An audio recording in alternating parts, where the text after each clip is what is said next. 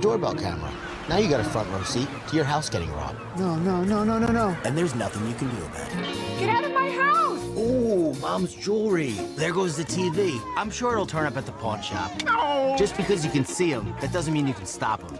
With Slogans, you get 24-hour monitoring, a free home security system, and professional installation. Plus, a free doorbell camera. Free? One that'll actually work for you. It's not total security unless it's the Sloman Shield. Call 1-800-ALARM-NATE. All right, we bring you in. It is the Squared Circle Digest Friday Night Smackdown off the air. Rampage right now, currently just underway. Adam Cole and Ishii going at it right now. I am Sean Stanley here in the Miami Gardens OK Coin Studios, and it is the Squared Circle Digest. I thought SmackDown was pretty decent, really, actually pretty well done tonight. The main event, I think maybe, again, send everybody home happy a little bit. The one thing that I don't know how many are aware, but SmackDown will be going on a tour, or actually WWE is going on a tour next week. So they're actually recording the SmackDown for next week today as well. So the cage match and everything else is already done. So both of those tapings were happening tonight, I believe, as well. So probably some of them happened beforehand, and then you'll probably see some more getting taped after. So SmackDown next week will be a taped SmackDown. So we'll see how they do as far as ratings go, because by then we know all the results will be out. Steve Chapman, great way to start the night. Oh, Jesus, Steve Chapman. I know, I should have known you were going to be that. But let me ask you a question, okay? We know how contract signings go. But, I mean, come on. She flipped the table at you. She grabs a kendo stick. And you know who I feel bad for is Drew Gulak. This poor guy, man. At least he's getting TV time, I guess. He wasn't getting any TV time, and now he's getting more TV time, but he's quitting against Charlotte Flair. And then he tapped out tonight as Ronda Rousey signed her contract. Next week on SmackDown, they'll each take on an opponent to see who they can get to quit quicker. It's an I Quit Beat the Clock challenge between Charlotte and Ronda. I believe Ronda's opponent is going to be Shotzi Blackheart, and Charlotte Flair's opponent's going to be Aaliyah. So there's the two opponents for the I Quit Beat the Clock challenge next week. Steve Chapman, your girls will be on full display for you on SmackDown next week. So you will be a very happy man leading into the pay-per-view. Right now, I think they're 2 weeks away from the pay-per-view. The Usos, RK Bro starting to heat up a little bit. I think with the way everything is playing out right now, with the Usos, the way that RK Bro are winning right now, I think it's leaning toward the Usos winning and unifying the titles. I think that's the way it's kind of going when you look at the way everything is playing out right now. Of course you like it, Steve. Of course you do. It's your girls. It's your girls. They can do no wrong. You're not even an AEW or a WWE fan. You're a Ronda Rousey, Charlotte Flair fan. They do no wrong in your eyes. They could go out there and just sit in chairs and you would love it. But looking at the RK Bro situation, the way they're putting Riddle over on both Usos leading up to it, I think ultimately you see the Usos. I think it's leaning more toward the Usos getting that unification belt and with the bloodline and keeping that going there. The interesting thing, you'll have the Randy Orton 20th anniversary. Man, I can't believe he's been around that long. But that'll be on Raw this Monday night. And you see Riddle little by little doing more of his moveset. Tonight it was the DDT off the ropes, where the feet are on the ropes and he DDTs them.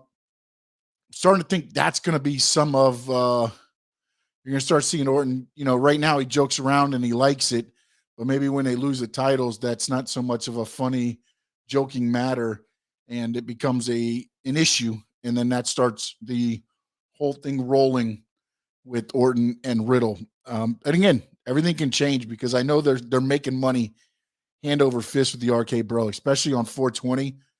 They did a special edition RK Bro shirt, and they had a great time with Riddle on the WWE social media. It was interesting to see too. the way they did all that, especially on 420. But those two are making, money for them. So do they stop that now? But ultimately, I think you've got to, if you're going to keep the bloodline gimmick going, I think you have to give Usos the title. I don't know any other way that you can keep that going unless, you put some of the Roman Reigns, feuding with the Usos for a little bit again to get them back in line, because you got nothing else for them to do right now. I don't know what they're going to do with Roman Reigns right now. I hope they unify every belt. I would like to also see any wrestler on either show.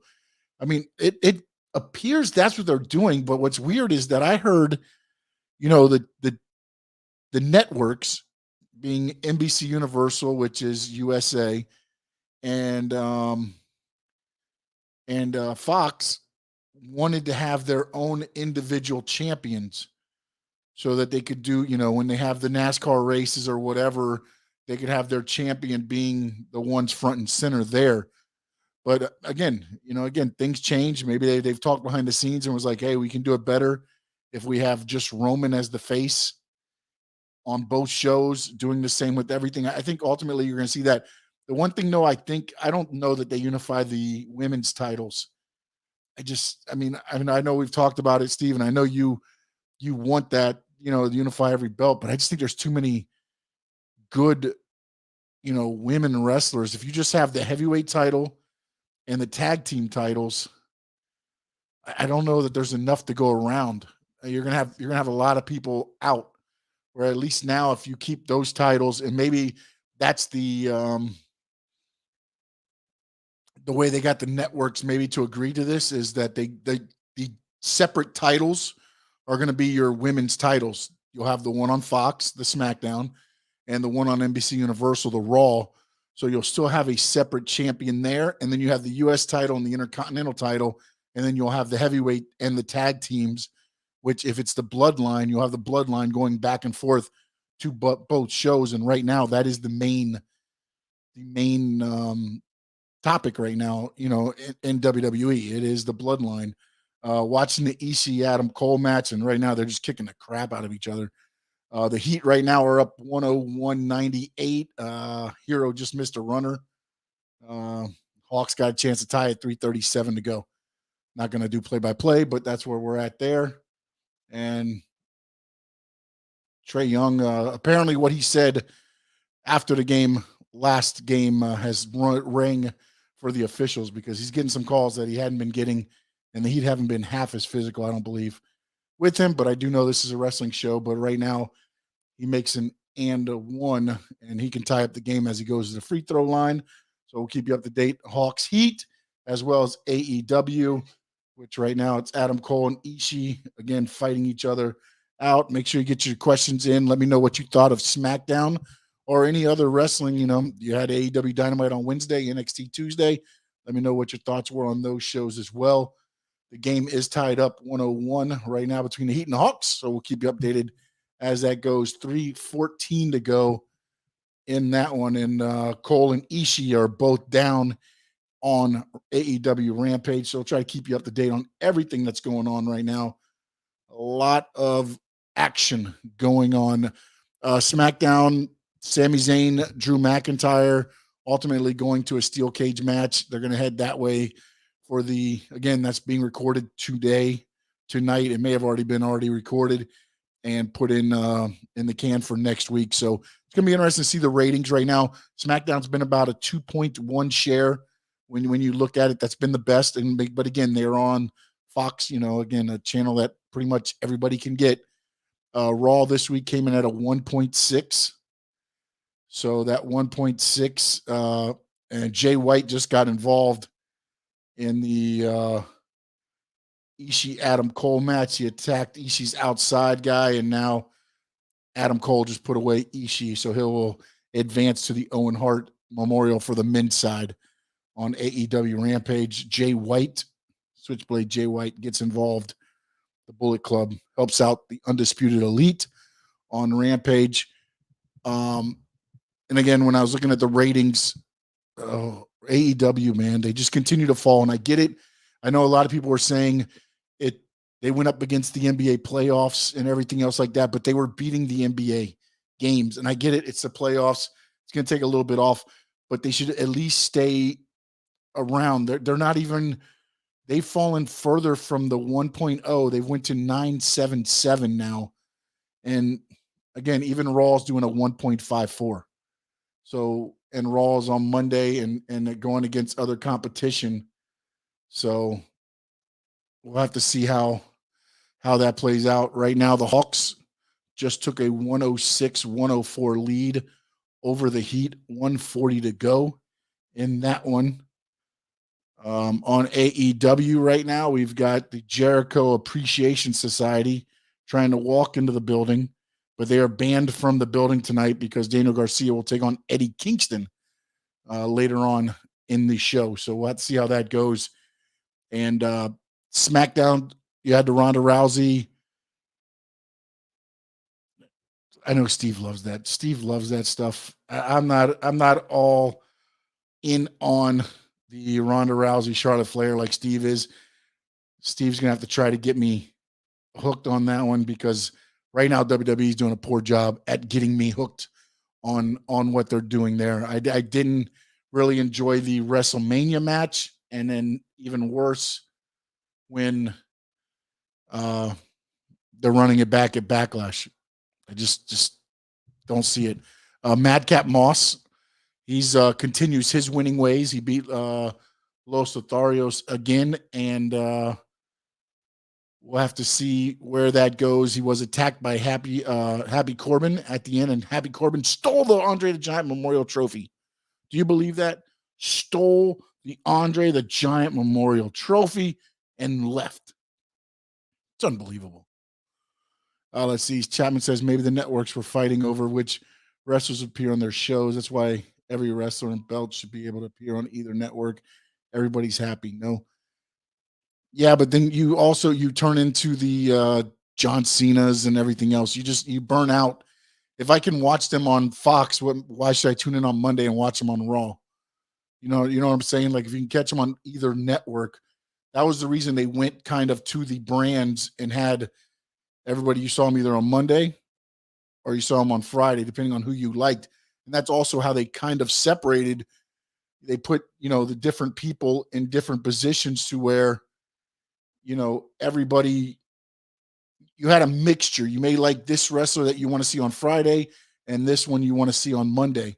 So then they had you tuning into both shows.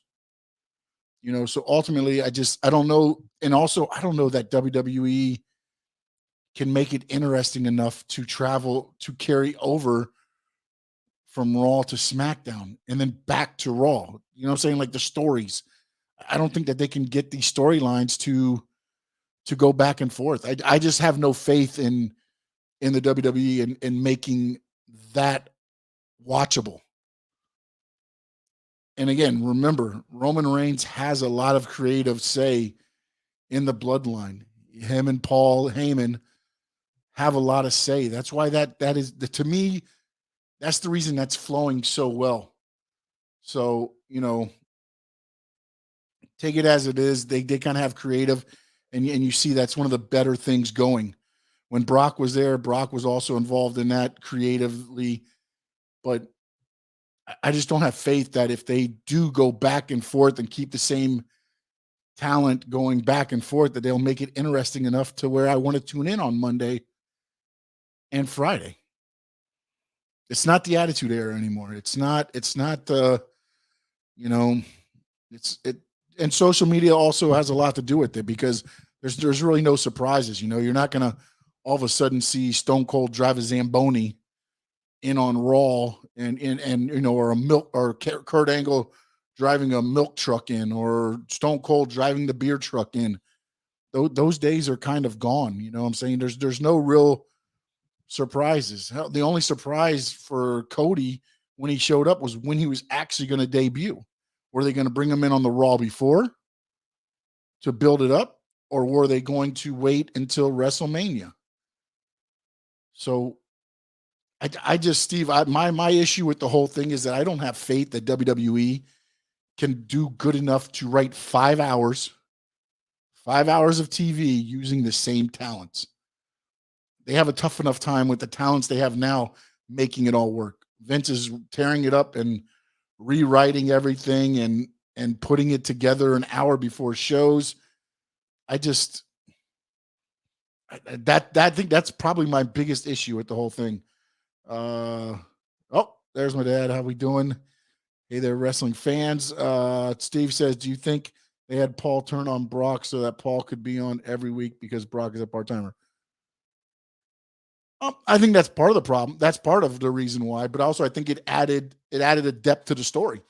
Brock wasn't there, and it was all Roman Reigns came back, and Roman Reigns needed something to a reason to kind of, and it fed into the line, right? Paul Heyman knew the Samoans, all the, the Samoans. He had the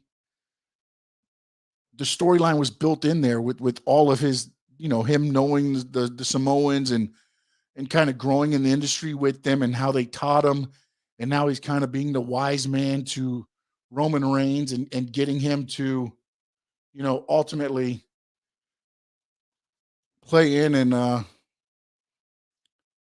Trae Young just hit a runner with 4 seconds to go. The Hawks lead 111-110.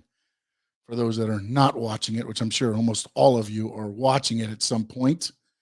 But ultimately that was the storyline. I thought when Brock would come back, I didn't see them doing, the whole Paul Heyman kind of going back to Brock to turn on Brock.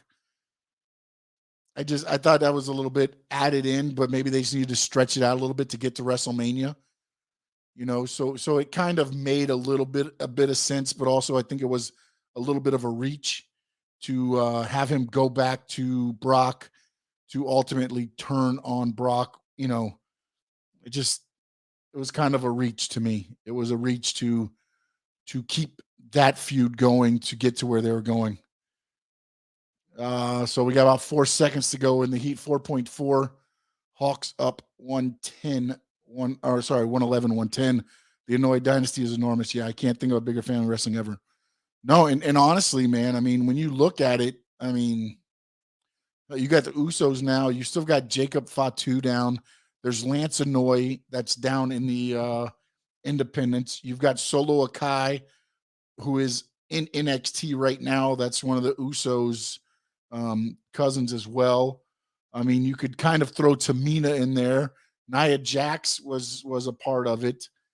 I mean, when you look at the whole thing, I mean, it's just huge, man. And there's others. I mean, there's a bunch of the Samoan dynasty wrestling in Japan right now.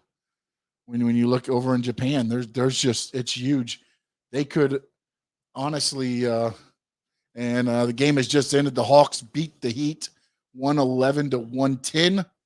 So it's 2-1 now. So the Heat will have to battle back on Sunday, come back to Miami up 3-1. So we'll see where that leads. Man, what a rough game for them to battle back. And boom. Yeah, and all the wrestlers from the past and that. Yeah, I mean, think about this, man. You had Rikishi. Rikishi did a few gimmicks. He was almost like Glenn Jacobs. I don't know if you remember, but the Sultan, if you remember the gimmick in WWE, the Sultan, that was Rikishi. And then you look at Yokozuna. I mean, how he was, he's a part of the Noi family as well. And it's just one of those things where, to distance himself, he kind of became the character Yokozuna to kind of, go on his own route. But at the end, it kind of all came back together. Yeah. Now you're doing all the Samoan SWAT team. You look at all of them. Yeah. Yokozuna, Rosie, Tonga, Alpha, Sika. That family has been in this business forever. And when you look at it, most of the time, they've been with WWF. There's been a few that have been in WCW. The Samoan SWAT team went there for a little bit and things like that. But for the most part, they've stayed very loyal because they are loyal. The Samoans are a loyal culture. And then they have been very loyal to Vince McMahon, but Vince has been very good to them as well. Don't get me, you know. And again, they are very loyal and they can make money, man. Those guys are legit badasses, man. And when you look at, Roman and all that, yeah, I mean, well, Peter Maivia, Rocky Johnson, I guess you can classify, Rocky Johnson by marriage, became a part of that. And then, of course, led to Rock. I mean, when you look at all that and you go that route, I mean, yeah, but I mean, just if you just look at the family, and I mean, even if you took, not that you can really take Dwayne, Rock out of the conversation, but with him out, you still look at what that, that family has done in pro wrestling. It's enormous. When you add The Rock into it, it just makes it even huge, even bigger, So the Samoans have always been a part of wrestling, especially since the, Frankie Fresco. Yeah, tough loss, man. We were watching it here as it went. Wasn't Maivia married to the sister of Afa and Sika? I didn't follow it back that far. I cannot tell you I'm that far, Steve. I haven't followed it back that far. I know Maivia was a part of it. I don't know if it was part of the, family, or if it was just the quote unquote family part of it. I mean, of course, Rocky married Peter Maivia's daughter, and then that's where The Rock came from. But I believe Maivia may have been married to the sister, because I remember there's a story where Pat Patterson fought Peter Maivia. I want to say it was in San Antonio. And this was when Afa and Sika were in the front row. And they weren't wizened up to pro wrestling at that time. And they wanted to get in the ring and tear Pat Patterson from limb to limb. And Pat Patterson went to Peter Maivia and said, "Hey, those two guys in the front row, we need to get trained and wizen them up before they kill me." And that's kind of where they kind of got the whole, they brought them into the business, and then the rest, I mean, is damn history, man. I mean, I want to say it was Afa had the school down here in Tampa, and that's where the Usos were from, and a lot of good, talent, some talent that went to WWE as well were trained at, So, but man, I got to turn this off right now because I don't want to look at the Heat score anymore. All right, so now, but again with the Samoans, I mean, it's one of those things, man. They've always been around in the WWE, and I don't think that's going to stop anytime soon.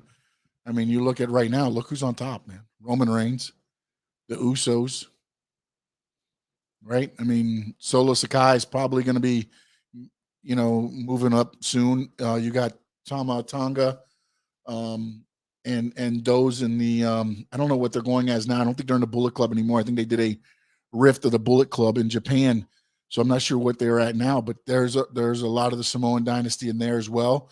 Lance Anoa'i, Jacob Fatu's fighting in Port St. Lucie. Actually have Boss B is at the show that Jacob Fatu's fighting Gangrel in a no disqualification. He's been sending me the shots, all night long. They're in Port St. Lucie fighting tonight. And he's another one that I don't know if it's just he makes enough money on the independents to where he doesn't want the WWE contract, but there's no reason that WWE hasn't gone after him. That guy, you're talking about a guy that can do, he goes from the second rope to the top rope and then does a moonsault. I mean, this guy is just he's a magnificent wrestler, honestly. And he carries on the Samoan, dynasty name there. Right now in Rampage, it's Kingston and Daniel Garcia going at it with the Jericho Appreciation Society is banned from ringside. Don't you think Jericho has kind of gone down ever since the Inner Circle has dissolved? Well, also, you remember this now. I think this was part of the plan because right now Fozzy is starting to do festivals again. So his band is doing more traveling. So with this, I think it takes him out of the limelight a little bit more to where he doesn't have to be the focus of a group or something. I mean, I know he's the Jericho Appreciation Society, but you've got so many guys in here now that if he has to miss a show, you can have Daniel Garcia take on, Kingston here, and you can record. They could have recorded the scene that you saw at the beginning of the show with Jericho and them walking in. That could have been recorded 2 or 3 weeks ago. Jericho, because I know he's been on tour for a few of the festivals right now. So I think it's one of those times where, look, man, they've got enough talent to where just give them a break, man. You don't need to feed Jericho down my throat, honestly. And Frank, I don't know if you were here the other night, but like for me, I mean, hold on a minute. I'm sorry. With, I think AEW's at a crossroads as far as with the talent. They need to start figuring out, and I think it's good that Jericho's off TV right now. Let him go away for a little bit, and then, bring him back every once in a while, pop him up on the screen. There's just so much talent and so little time when you look at those. Let's see. Steve said when they made their debut in WWF TV, yeah, I was scared shitless. Even though I was safe in my living room, I was still scared. No other wrestler did that to me. You know what's funny? I used to be the Moondogs at first. When they first came out, I don't know if you remember the Moondog Rex and Spot. They were kind of like I guess like a jobber tag team, really. I don't think they ever really won. But when they first came out, they had the Bones. And this, they kind of reminded me of the Samoans a little bit, and also the Sheep Herders before they became the Bushwhackers. But the Sheep Herders were the same, just because they were just wild. They just went out there and did whatever the hell they wanted to do, man. There's blood flying everywhere, and it's just one of those things that you're right. That's one of the things that probably scared about Offensica, is just the unknown of what they could do. And I think what they could. I didn't even forgot about Haku, and when you look at the Inoue family, Haku, there's so many damn stories of him, getting in trouble and everything else. Like, oh my God. Look at Steve. Thank you, man. It was Rex and King first. Spot came along after. Okay. I know when I remember them, it was Rex and Spot. That was the two I remember. So maybe King was there beforehand, and I forgot about him. Frankie Fresco says, bring back Kenny Omega. What's funny was I was seeing reports that he was healed up from his shoulder, but then he still he's healed up from his knee, but then he still needed to get both shoulders operated on. So I don't know that you're going to see Kenny Omega for a little while. But also I think it goes back to the whole thing to where right now AEW needs to find a recipe, though. They need to find a recipe right now, because to me, the AEW Dynamite this week, I thought it had its good points. Don't get me wrong. I'm not sitting here saying, it didn't have its good stuff. It did. But man, the coffin match at the end just was like, what the hell is that? You have a coffin match and you have thumbtacks in the top of it. For what? It's a coffin match. You're supposed to put your opponent in the coffin and close it. That's the thing. Why do you have the thumbtacks on there?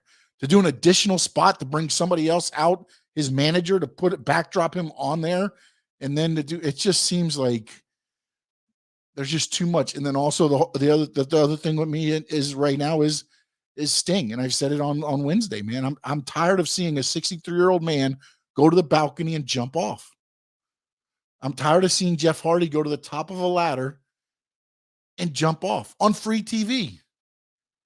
Save that for pay-per-views, man. Give me the Sting pounding your chest, doing the Stinger splash, hook on the Scorpion Deathlock. If you want to jump off a balcony on a pay-per-view, so be it, man. But I don't need to see it every damn week now.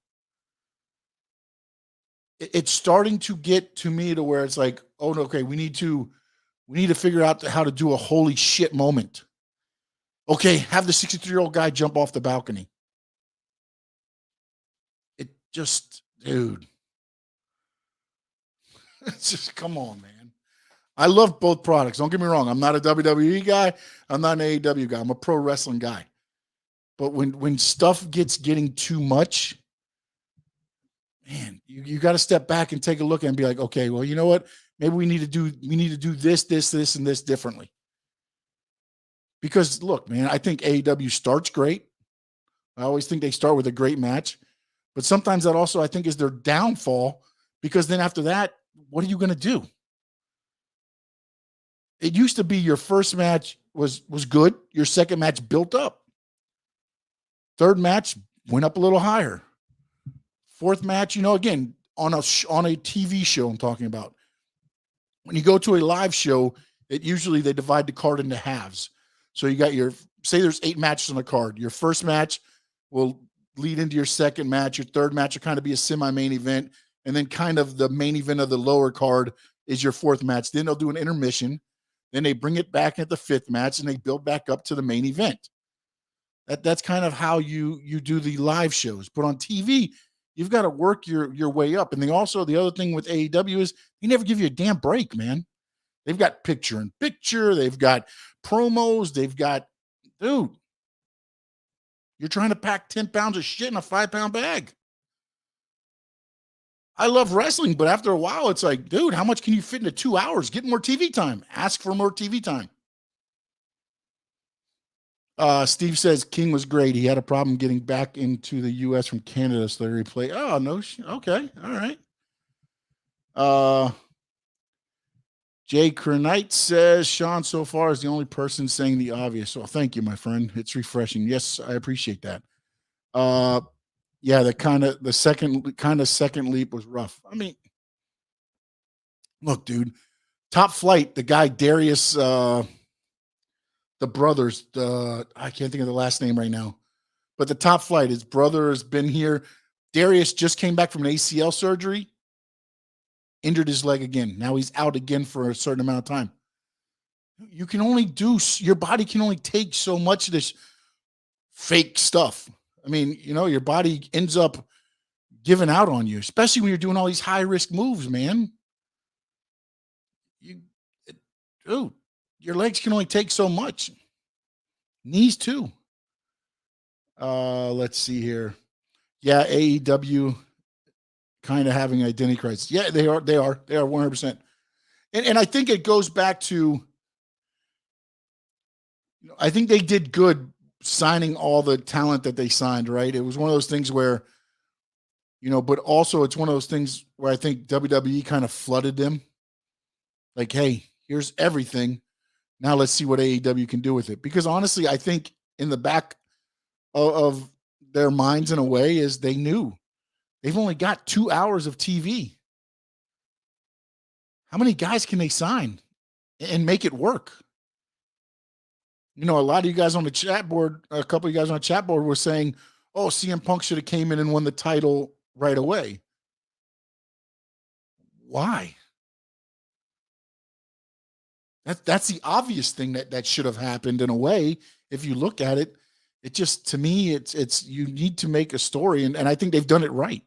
Now CM Punk is starting. He's built up in his the gimmick and everything that he's doing. And now he's going after the title. He got through MJF. He did that whole thing there. And now he's going after the title. He's proven himself in AEW.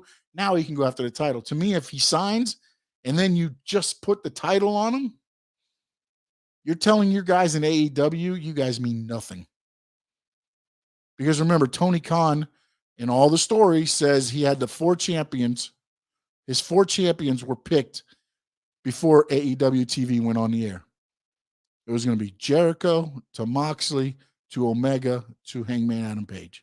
The long storyline had Page and Omega as a tag team, and then you see the story. They break up, ultimately ending with Page beating Omega when Omega finally got a chance to go get healed up. So I just, there's just like right now, Keith Lee was not on Dynamite. Swerve was not on Dynamite. Now here they are. They're not on Rampage Wrestling. They're doing a promo just so they can get TV time so they don't get forgotten about. Steve Chapman says maybe that's why AEW is lagging behind WWE, because every one of their wrestlers is a senior citizen. Sting, the Hardys, Jericho. Wrestling is geared to a younger audience. I think the one thing is too is that I think WWE figured out something that, look, WWE caters to kids. They're PG, okay? They don't shy away from that. They've gotten a little bit edgier with a couple things here and there, but they still aim for the kids. They aim for the kids. Why? Because the kids bring the money, man. The kids bring the money. And when you look, I think NXT today, I was following this line of Dave Meltzer and some other things. When you look at what the NXT, the audience is almost 50 plus. When you look at some other, this is the NXT is the developmental, the WWE developmental. Their audience, which isn't that big, by the way, but almost, I think they said a third to 50% of it is 50 plus. Demo. So, I mean, older people are watching the wrestling. I think your hardcore, your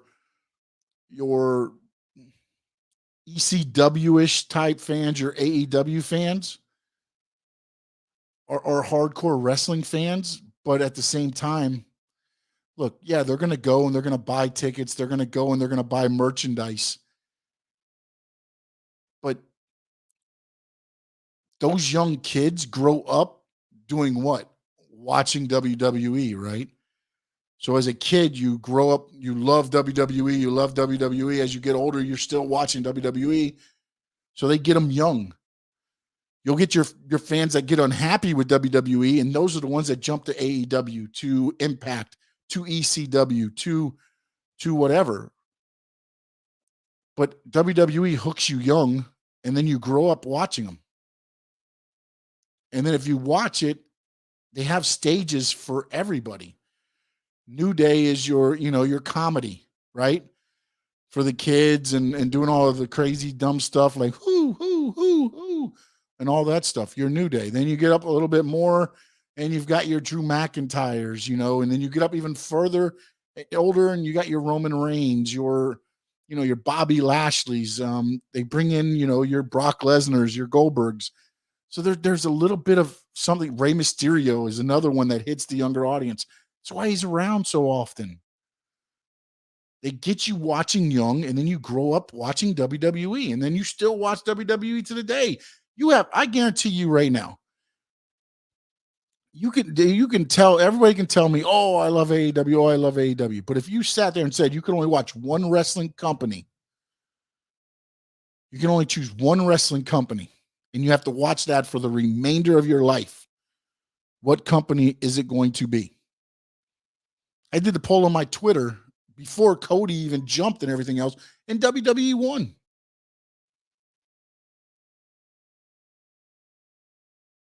So it's one of those things, man, whereas I think they get you when you're young and they mold your mind to like wrestling that you see on WWE. Because there is, even when you go to the developmental, everything else, they teach you to wrestle the WWE way, not the independent wrestling way. They teach you to wrestle the WWE way. Triple H came out and he said, they did the thing with the independent wrestlers, your Adam Coles, your guys like that, but there was a lot of bad habits that they couldn't get them to kick, which is why you get now the next in line, the NIL, because now they're getting these, men and women out of college, and they're training them the WWE style, which they don't have to break any habits because none of them have habits yet. So they're building them up in the styles of WWE superstars. That's going to be the only wrestling that they know. Will you still get a mixture of some of the, independent? And yes, but I think you're going to get more of a mixture on the women's side of the WWE side than you will the men's side. I think the men's side, they will stay going mostly college level talent and then training them to be WWE superstars instead of getting. Now, again, there's going to be somebody out there that Vince says we can make money with that guy, or Triple H or any of them. If they think they can make money with you, I I don't care if you're an independent wrestler or whatever. If they think they can make money with you, they're going to bring you in. There's a lot of talk right now that FTR is probably going back to WWE when their contract's in with AEW. That's the talk. WWE is very interested in bringing them back. Does FTR leave? Are they happy doing what they're doing? Because they are in charge of themselves. Yes, they're under AEW contract, but you see them as the AAA champions. They're the Ring of Honor tag team champions, you know. So do they go back? I don't know, but there's a lot of interest there. There's some interest in bringing back Gallows and Anderson as well. They went and did their thing on the on Impact. You know, they've done their thing there. Now, you know, again, that's been the recipe. Drew McIntyre kind of started that recipe. He went out, did his thing, bulked up, came back, became a superstar. Cody Rhodes, same thing, left, went and did his thing. Now he's come back and he's again, think about this. The last time Cody Rhodes was on TV, he was Stardust. That's what WWE thought of him. Creatively, they said the best we can do with you is put makeup on you, team you up with your brother Goldust, and make you Stardust. That's what we see you as. He said, screw that. I'm leaving. My contract is up. I'm going to make myself a star, and I'm going to come back, and you're going to pay me $3 million. And that is what has happened. FTR was offered $850,000 a year before they left. They said, no, we're going to leave and go to AEW. They were told, we might be able to get you $1 million a year. Now we're going to AEW. With everything they've been doing now, I guarantee they can come back for at least 1.5, 2. And again, that's something that right now AEW can't do. Because if you give FTR, say you give FTR a $2 million contract, what are you paying MJF? What are you paying Wardlow? What are you going to pay Bryan Danielson when his contract's up? What are you paying CM Punk when his contract's up? Jericho, you know, all these guys, where are you paying them? Again, remember, AEW said they were doing the tier system. I'm not even sure where that sits right now, because I can't believe that Bryan Danielson and CM Punk are being paid on the tier system. So we'll have to see where that goes. But what do you think of the ladder match next week for AEW? Another over the edge match for free, dude. I mean, it's almost desperation for ratings. That's the only thing I can think of, man. And the only thing I can say is that they are, you know. And again, I get it. You have so long before you can go and do, you know, your pay-per-views. You've got 3 or 4 months in between each pay-per-view. I get all that. But why can't you do, instead of the ladder match, why can't you do the mixed tag team match? Why can't you do Paige Van Zant and Scorpio Sky against Sammy Guevara and Tay Conti? Do that one for free. Build up to the ladder match. Do a Saturday special show. You know, do another one of your Battle of the Belts, even though that shit the bed as well. The Rampage shit the bed as well. So I'm not sure what they're going to do, man. I don't know what they're going to do, because the talent and the matches, to me, it seems good, but nothing is hitting on the ratings. And ratings bring you the money. Frankie says that sucks. FTR is great. And again, this is just, you know, they're probably going to feel out the process. The one thing I can tell you about FTR is they're going to do what's best for them. They really, you know, again, they're going to get paid regardless. They might not get paid as well as what WWE might be offering them, but they're still going to make good money, man, regardless. And they're smart businessmen, and they take care of themselves, and they also know how to do business. So again, WWE can offer and offer and offer. They could say no. They said no before. They've done it before and left. So, you know, take that for what it is. Do you think WWE is okay letting their guys leave, get better in another organization, and then bring them back? In a way, possibly. But then also you get the thing to where if they get Matt Cardona. Use Matt Cardona, for instance, right now. Would he go back to WWE? Would he trust WWE? With what he's built for himself, would he trust to turn that over and believe that WWE would do the same thing that he's doing right now? It's going to be a two-way street, and that's one of the things that WWE is going to have to figure out is, same thing with FTR. FTR's been there.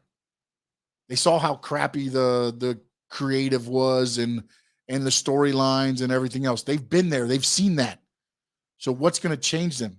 Because they won't go back just for the money. Just like I don't think Cody went back just for the money. I think there's more promise to Cody. Do they hold up that promise? That's something different. But I think ultimately Cody does fulfill, and ends up winning a heavyweight title. I think ultimately it will happen. Don't know when, but again, he's got 3 years. What's Vince's problem with the Rhodes, Goldust, Stardust, and he had Dusty wrestling in polka dot tights? His last stint in WWF, embarrassing. Remember, man, wrestling is a very fickle industry, my friend. Very, very. Vince's main competition forever was Dusty Rhodes. Dusty Rhodes was Jim Crockett Promotions. Dusty Rhodes was the NWA. Dusty Rhodes was the beginning of WCW. They always were against each other. WrestleMania was made. Starrcade was made. Do you know what I'm saying? And then Saturday Night Main Event, Clash of the Champions. Or it was Clash of the Champions and Saturday Night Main Event. Whatever it was. When one made one, the other made one. They were always competition. Always. And he just got a way to get one up on Dusty. You're going to be the common man. We're going to put polka dots on you.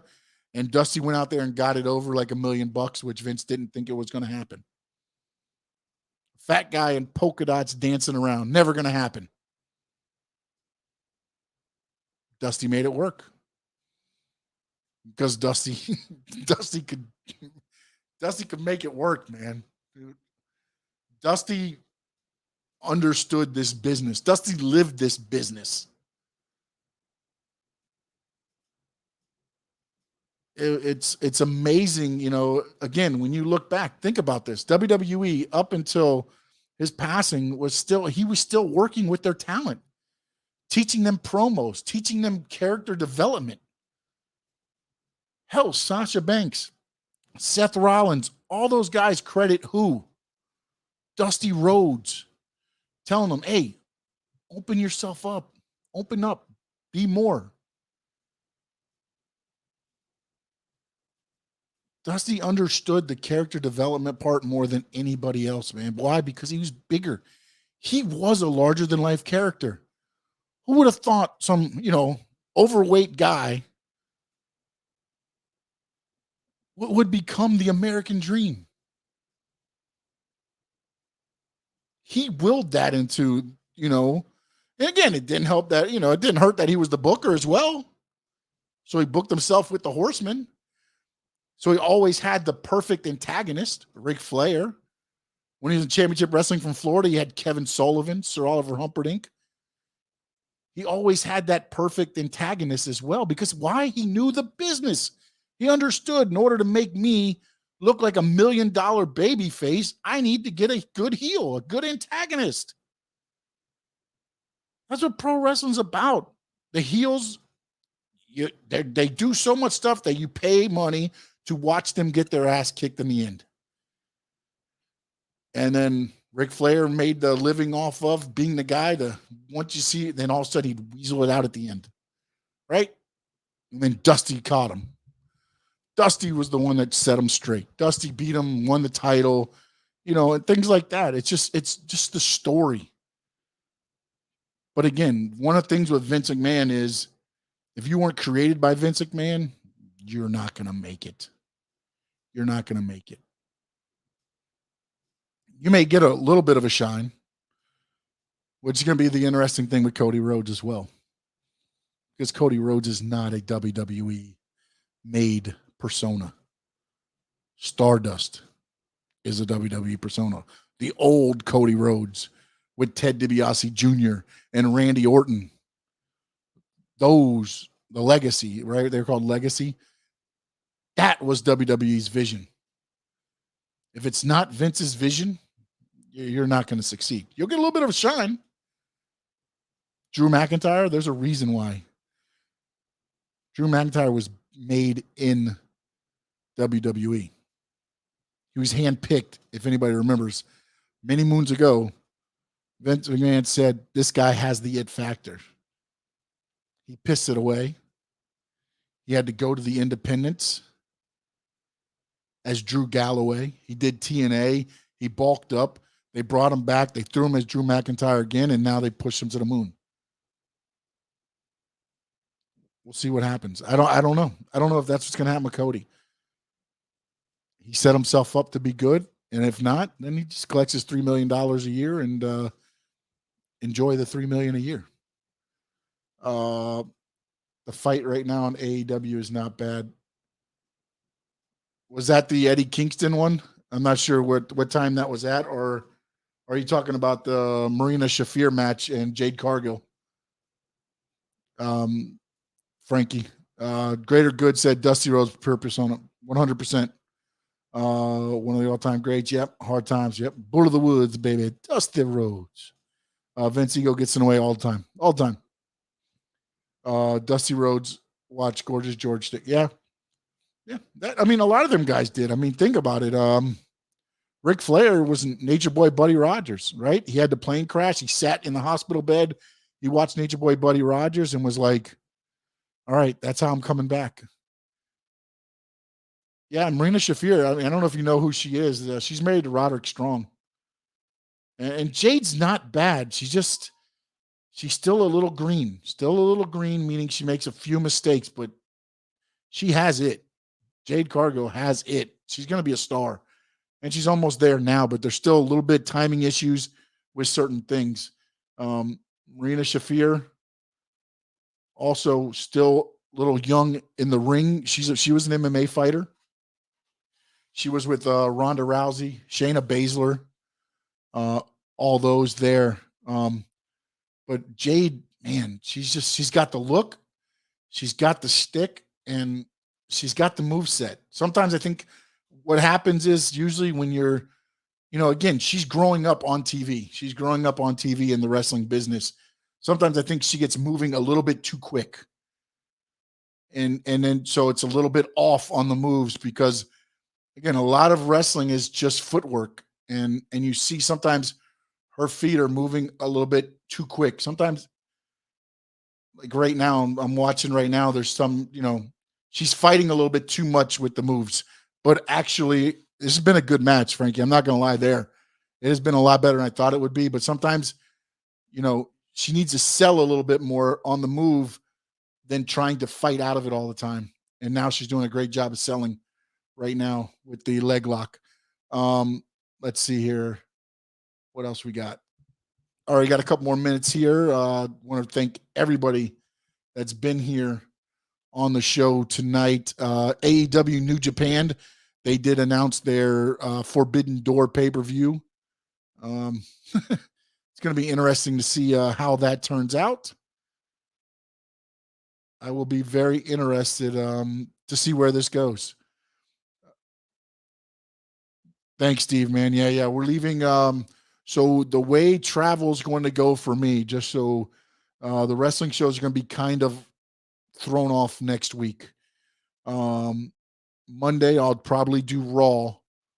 Wednesday, I will possibly do, depending on what kind of connection we have at the Airbnb. Wednesday, I could probably do the show. Friday, definitely no show, as we will be doing the draft that day and night. Actually, I think we'll get over early, but we'll see how that goes again, because the timing, I keep forgetting we're off timing. So 8 o'clock there's 5 o'clock there. So we'll have to see. There's the baddies there. And nice kick. Nice kick. I'm a little bit behind, Frankie. I saw you, what a leg kick to the face, and then I just looked up and saw that. So yeah, but next week, Monday, definitely I'll be here the rest of the week we'll have to play it by ear on the travel, and then I fly out on Monday night, and I get in Tuesday morning. So there'll be no show the following Monday night. But I'll keep you up to date, and make sure follow me at Sean_Stanley11 on Twitter and Instagram. I'll try to post a little bit of the match. Oh man, that table did not give. That looked like it hurt. Alexander News Show says, I believe John Moxley, Daniel Bryan teaming up is bad. Prefer the two of this going against each other. I kind of like the Blackpool Combat Club. I like what they're doing. I like the Yuta Wheeler being added to it with William Regal. I think, ultimately, I think you'll see a couple more people added to it, especially if they do end up bringing the New Japan group in with AEW, and then, Ring of Honor. I think you'll start seeing some people added to it. I don't think it's a bad thing. But the two of them going against each other, how long could that go? How long could Moxley and Danielson go against each other? How much longer?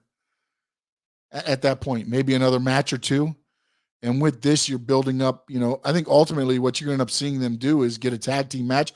But then also remember, AEW wants to bring a trios title in. And if that trios title comes in, Blackpool Combat Club now is a trios. So now you have the three of those. You have Santana, Ortiz, Kingston. You've got the Young Bucks, and if Omega comes back, you've got Adam Cole and Red Dragon. You got Jurassic Express and Christian Cage. They're shaping this up to be a pretty damn good trios division, not just a bunch of one or two or three guys thrown together. But now you've got legit badass trios teams. So I think maybe that might be more of what they're doing to build this up as far as thing. And ultimately, look, they could come together and then they could break off and then do the rivalry. I think it would be a great rivalry. But also, look, man, if you put them against each other now, ultimately, again, remember, they fought each other to gain the respect of one another, to bleed with one another. And then William Regal came out and brought them together because he had history with both of them. That's kind of the story they're going with. Ultimately, look, sooner or later, down the road, they could break off and have a great rivalry against each other. Not have to be together forever. But again, I think sometimes we just want to rush things, man. We just want to rush things. Because honestly, right now, if you have Moxley against Danielson, where are you watching it? Who are you taking off TV right now? Who's not going to be seen anymore? Because now you got to find a spot for those two, because those two deserve to be on TV if they're fighting each other. Let's see. I have a hypothetical supposed matchup. What do you think of Undertaker versus Omos? Right now, I don't like it, Alexander. Get some more experience in Omos, and I can enjoy it. I don't think it's I think right now it would be bad just because Omos is not there yet. He's not there to work with the Undertaker. And again, now are we talking Undertaker now or Prime Undertaker? Because Prime Undertaker would smoke Omos right now. Because Omos is not there yet. Again, remember, he hasn't been around for a long time. And those guys are tough because they're more attractions. And Omos would need to win, but how do you put him over the Undertaker? It's almost like what they did with what was it? Was it Khali? Yeah, it was Khali, right? In the Punjabi death match, he beat the Undertaker. And it was like, what? Khali beat the Undertaker? It's just like, it's one of those things, man. I mean, I don't think Omos is ready right now. I think it could be one of those things where And again, it's tough because the Undertaker, the more he gets distance away from the ring, the harder it's going to be to get that Undertaker, back. So maybe at WrestleMania 39, you could do that. And I think Omos would be ready. I just don't know that he could go with him right now. Omos versus Randy? Really? Man, you guys are high on Omos, huh? You guys think Omos is it right now? Frankie said it's like teaming Brock and Roman as tag team. Oh, talking about Danielson and Moxley. No, I don't think that's teaming Brock and Roman as tagged as no. Moxley and Danielson were both they weren't in the heavyweight picture at the moment. You know what I'm saying? Like you're talking about putting the Universal and the WWE champion together at the time. They weren't. They were both kind of in flux, just getting TV time. Bryan Danielson had just finished coming out of the title picture. He had just lost. And Moxley is just coming back from being out for a while. Omos is a giant, and it does sell, as an attraction. Remember, Andre he fought John Studd. He fought, Bundy. He fought those guys. He didn't fight anybody like Hogan or anybody until he was older. And that was because he was such an attraction, he didn't want to get beat. And if you have Omos as a giant and you're trying to sell him, I mean, what are you going to do? Lead him all the way to the title? I was so happy that Lashley beat him clean at WrestleMania. I thought they were pushing Omos too much. If you want to do something with Omos, they should have brought him in an enhancement talent and just crushed everybody. Just bring in, a bunch of Sean Allens off the streets and have them crush them every week. Build Omos that way. Get him that ring time that way. I just think, it's one of those things where I just don't think he's there to get put in the ring with a Randy Orton. Randy Orton would eat him up. And I get it. Randy Orton's not the Randy Orton he used to be, but Randy Orton would still eat him up. Remember what he did to Kofi Kingston when Kofi Kingston botched his finish? Stupid. Could you imagine what he's going to say to Omos? Man, Omos and Brock Lesnar. What you guys just, oh my goodness, man. My head's about to explode. Oh, you guys think way too high of Omos right now. I think ultimately Omos can be that. If you build him up, I like what they're doing now. They've got him with MVP to be the mouthpiece, kind of talking him up. I don't know if you've seen MVP, if you follow him on Instagram or Twitter. He's doing a great job outside the ring now of he's got Omos in the suit and they're sitting at the bar and having the drink, talking business. Omos working out a little bit, things like that. That's slowly building him up. I think they pushed him a little bit too soon. He wasn't ready. He's still a little slow, and he is a giant. That's the other thing is, like, he should be, I think they rushed Bobby Lashley in with them too, just because you had to slow down the steam and they wanted to, early in his career, but that was before he became the attraction, and Vince McMahon brought him in as Andre the Giant and everything else. I mean, Andre wrestled earlier on in his career, but it's one of those things where, you know what? Frankie just brought up something. He says, I'm excited about Archer versus Wardlow. Why are you excited about Archer versus Wardlow?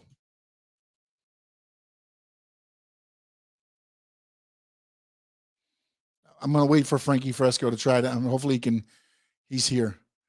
I want to see, why are you excited about Archer versus Wardlow? Because there's two big guys going at it? Isn't Archer the same one that lost to Cody?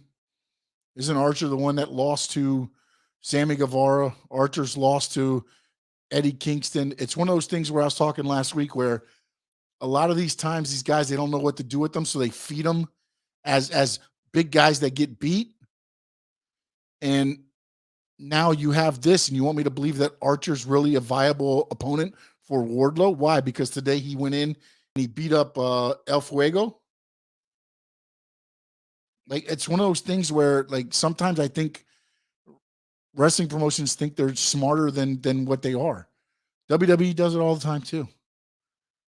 Cesaro for 6 months was getting beat. Then all of a sudden he gets on this winning streak, and you expect me to believe that he's in a title contention. I just watched him get beat for 6 months. I don't think I've ever seen Archer versus Wardlow, but I've seen Archer versus Moxley. He lost. I've seen Archer versus Cody. He lost. I saw Archer versus Guevara. He lost. I've seen Archer versus all these other, and he's lost. So for me, looking at it, what makes me think that it's going to be a hard-hitting contest? I guarantee you. There's going to be a lot of clubbering back and forth. It was just like Butcher last week. Did you honestly think Butcher was going to be the guy to beat Wardlow? No, it's the same thing with Archer. I've watched him lose to all these guys, and I love the fact that it's going to be physical. I love that it's a big man fight, but there's nothing there that says, "Hey, this is what's going to happen." I would rather see Shawn Spears. I would rather see Shawn Spears against Wardlow, and then attack him with a chair and do whatever else, and then have Wardlow put him through tables or whatever. At this point, I mean, you're just going to keep feeding him everybody until he fights MJF, and MJF's probably going to be the pay-per-view. And I don't even know when the next, I guess June 26th is the next pay-per-view. But is it going to be AEW versus New Japan?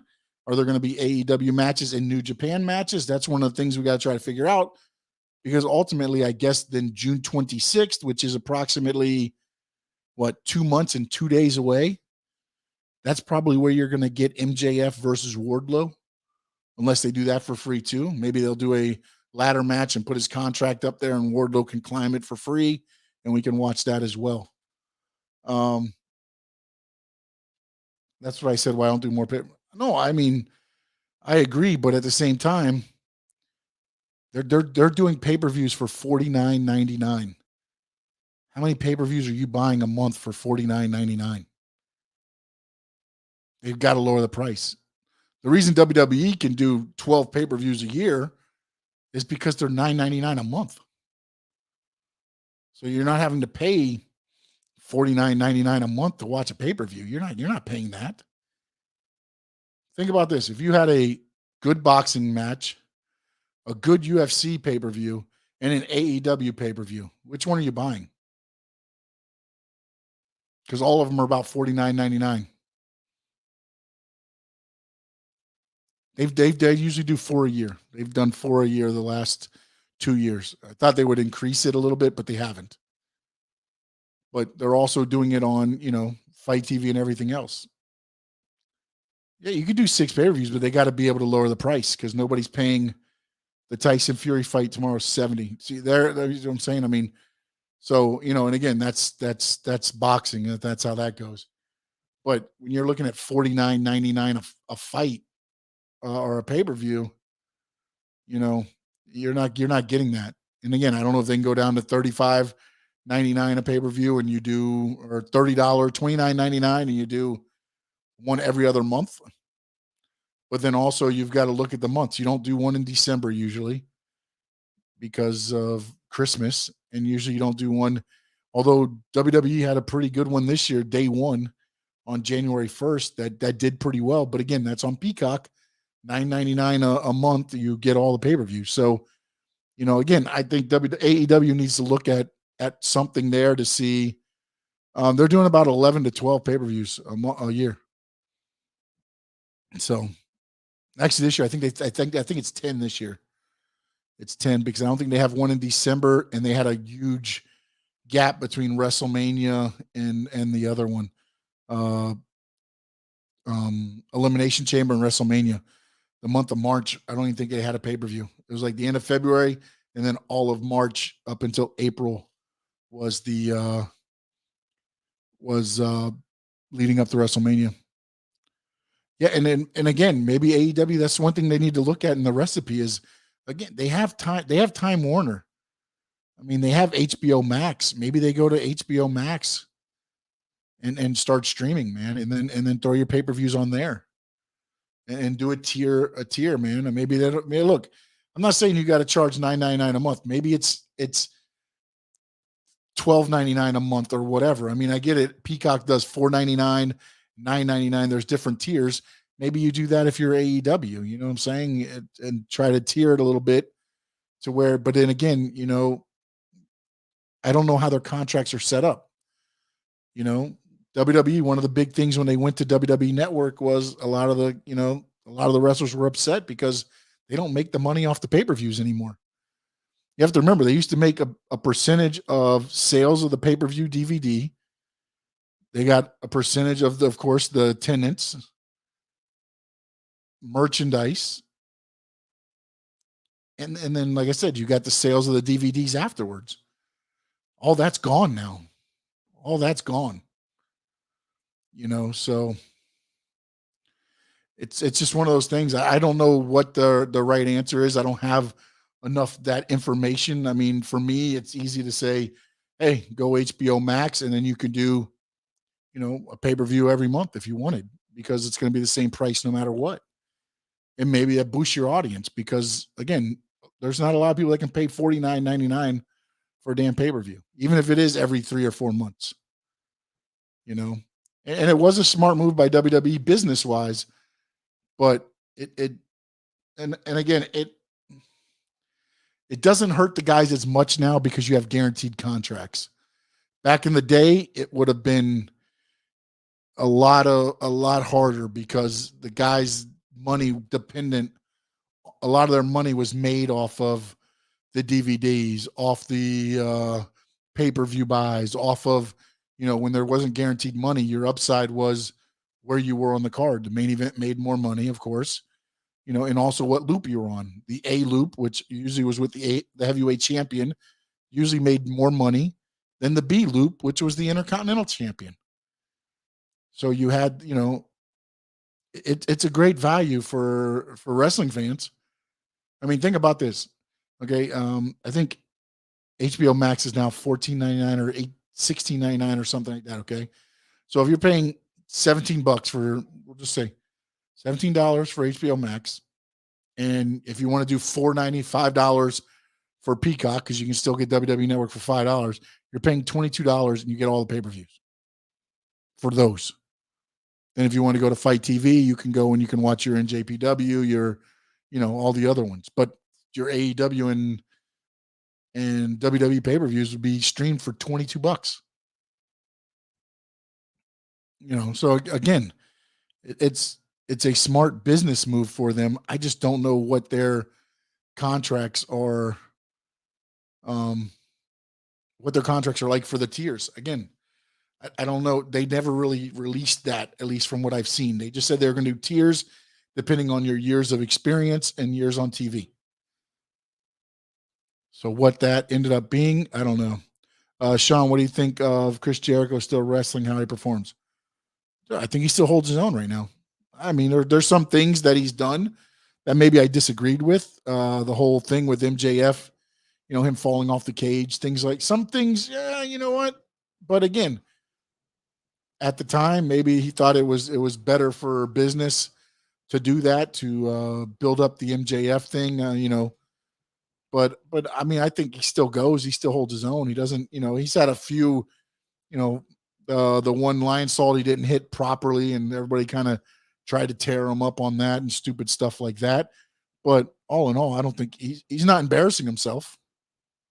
He's not embarrassing himself. So just let him go, man. And he's been smart. He surrounded himself with Inner Circle so he could do more tag team matches. Now he's with the Jericho Appreciation Society. You know, yeah, the Orange Cassidy fight was great. The Orange Pool, yep, 100%. You know, and I think those feuds, you know, that I think that helped with Orange Cassidy, just like I think Cody and Darby Allin when they first started AEW. I think that those three matches helped out Darby as well to build him up to be somebody that you can see as being a star. You know, that was one of the things with Orange Cassidy. With me, you know, I like the bigger guys. You know, I mean, I'm used to WWE. I'm not gonna lie, the bigger guys sell. So when I first saw Darby Allin and Orange Cassidy, I'm like, oh, dude, these guys are not. You're not going to make me believe these guys are going to be able to go. And they switched me around. I really watched them perform, and I was like, hey, you know what? Darby can go. And then Orange Cassidy showed me he could go too.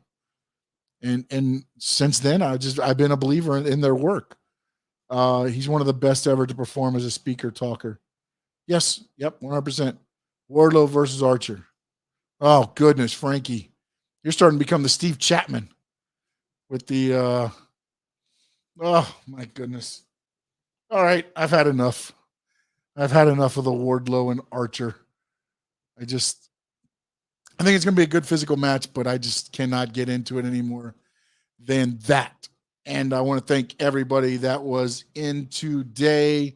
Of course, the great Steve Chapman, the great Frankie Fresco, great Alexander New Show. Let's see, my dad. Thank you, sir. We've got a whole bunch of other ones here. Let me see here we are. Thank you guys for the chat. The greater good. Let me see here else. Jay Cronites, appreciate it. Appreciate everybody that's been joined in for the conversation. Let's see what else we got here. We got some people tuning in. Frankie, thank you, my friend. Good night. Tune to Alexander News Show. All right, there you go. Make sure you check out Alexander News Show. Alexander, thanks for checking us out. And then, in the words of the great Gordon Soley, the only thing I can say is so long from the Sunshine State. I'll see you Monday, 11:05. If you're a Miami sports fan, then there's only one store to go to, and that's Caneswear at Miami Fanwear in Davie. They're your one-stop shop for all your inner Miami CF, Canes, Dolphins, Panthers, and Marlins merchandise. They have hats, t-shirts, game day jerseys, and so much more. Located at 2511 South University Drive in Davie, and open 24/7 online at caneswear.com or innermiamiwear.com. Call them at 954-835-5597. Caneswear, the spot where inner Miami and all Miami sports fans shop.